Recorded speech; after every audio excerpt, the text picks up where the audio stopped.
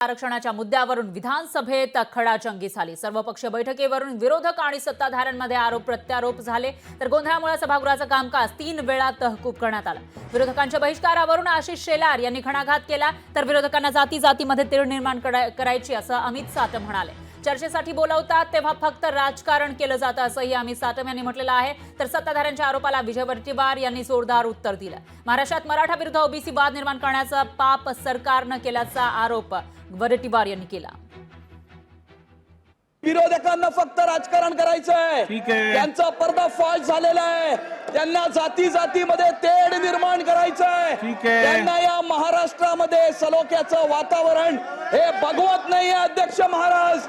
आणि त्यामुळे महाराष्ट्राच्या जनतेने आणि मनोज जरांगेजींनी सुद्धा विरोधी पक्षाची काय भूमिका आहे, ज्या वेळेला सत्ताधारी पक्ष सरकार बोलावतं, चर्चा करण्यासाठी आमंत्रण देतं, त्यावेळेला राजकारण करण्यासाठी निवडणुकीचं प्लॅनिंग करण्यासाठी बसतात अध्यक्ष महाराज। निवडणुकीचं प्लॅनिंग करण्यासाठी बसतात अध्यक्ष महाराज। यांना काही पडलेली नाही मराठ्यांची। मराठा आरक्षणाच्या विषयात सर्व पक्षीय बैठक बोलवली, बाहेर तर तुम्ही दाखवता ऍक्टिंग वेगळी, आणि ज्या वेळेला त्या कारवाईवर किंवा त्या विषयावर निर्णय किंवा चर्चा करायची वेळ येते, अगोदर सांगतात येणार, मग तुमच्या बरोबर आम्ही येऊ, मग ही चर्चा करू, आणि मग ऐन वेळेला असं काय होतं अध्यक्ष महोदय, विषय हा महत्वाचा।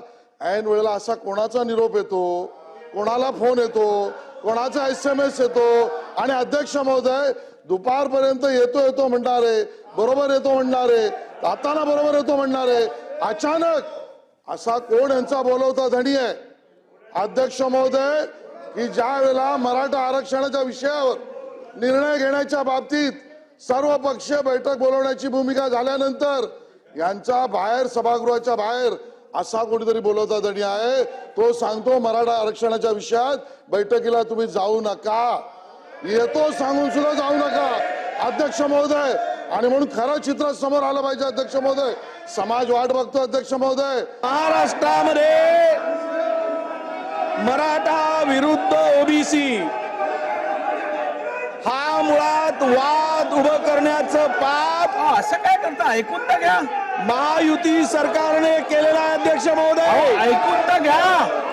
आणि पाणी नाकात तोंडात घुसल्यानंतर त्यांना विरोधकाची आठवण झाली अध्यक्ष महोदय।